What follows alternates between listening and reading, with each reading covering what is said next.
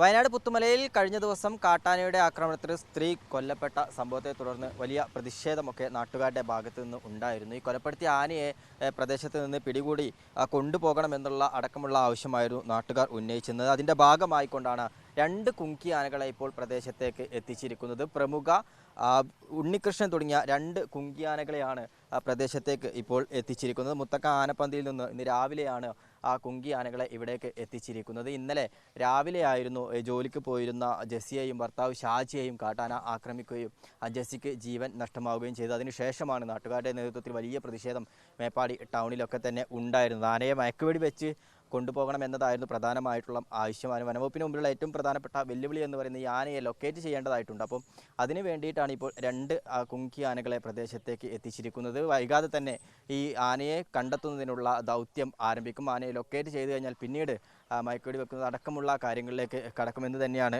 നമ്മൾ മനസ്സിലാക്കിയിരിക്കുന്നത്. ഇപ്പോൾ മുണ്ടക്കൈ ഫോറസ്റ്റ് സ്റ്റേഷനിലാണ് ഇപ്പോൾ ഈ രണ്ട് ആനകളെയും ഇവിടെ ഇറക്കിയിരിക്കുന്നത്. കുറച്ച് ദിവസം ആന ഇവിടെ ക്യാമ്പ് ചെയ്യും. തുടർന്ന് വനംവകുപ്പിൻ്റെ ദൗത്യത്തിൽ പങ്കാളികളാവും. വയനാട്ടിൽ തന്നെ നിരവധിയായിട്ടുള്ള ദൗത്യങ്ങളിൽ പങ്കെടുത്തിട്ടുള്ള ആനകളാണ് ഈ പ്രമുഖയും അതുപോലെ തന്നെ ഉണ്ണികൃഷ്ണനും. നിരവധി ദൗത്യങ്ങൾ ഇവരെ ഉപയോഗിച്ചുകൊണ്ട് തന്നെ വനംവകുപ്പിന് വിജയകരമായി പൂർത്തീകരിക്കാനും സാധിച്ചിട്ടുണ്ട് എന്നുള്ളതാണ്.